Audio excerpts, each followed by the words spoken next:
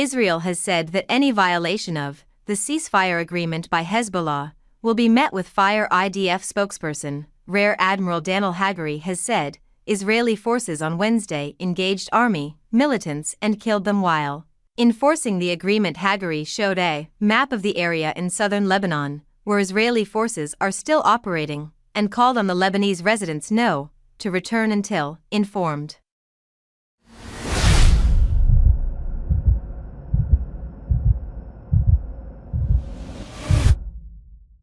The IDF is acting carefully. Any violation will be met with fire. IDF sources are still taking positions in southern Lebanon in villages and areas where there will be a gradual withdrawal. According to the agreement, the Air Force planes are still hovering over the skies of Lebanon, gathering intelligence and ready to act as need.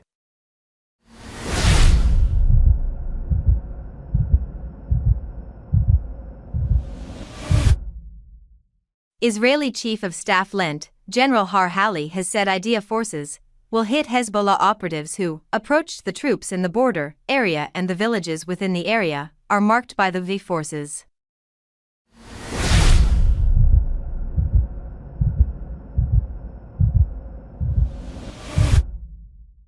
The activity in Lebanon was very determined, and the enforcement of the agreement will be even more determined, with determination, according to the guidelines approved yesterday by the Minister of Defense, the Prime Minister, and the Cabinet. Here, operatives who will approach our troops, the border area, and the villages within the area we have will be struck.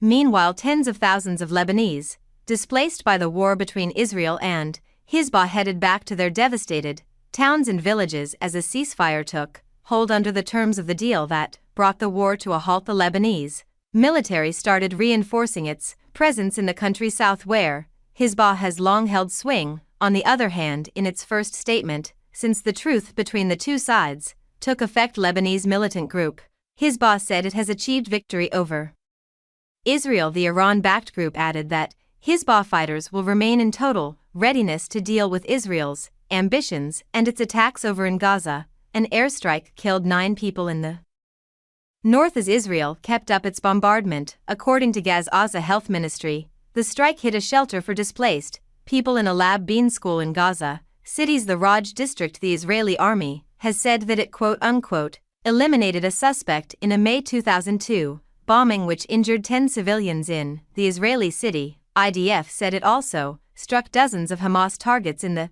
combat zone in the northern towns of Jabalia and Belah. The army claimed during the operation Hamas operatives fired anti-tank missile shields from the Indonesian hospital at the troops.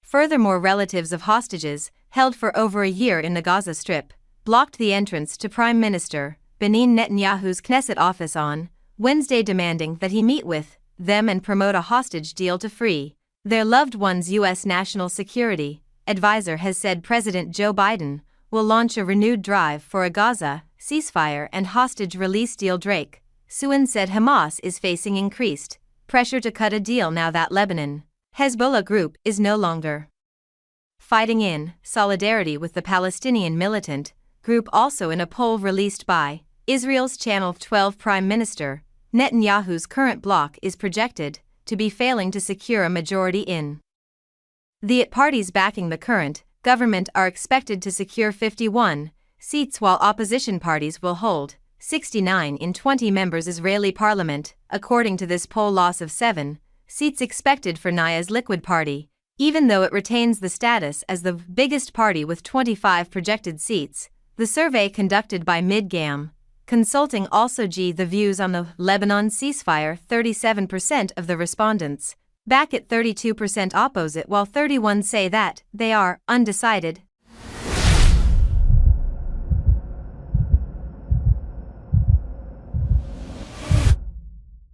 Thanks for watching this video.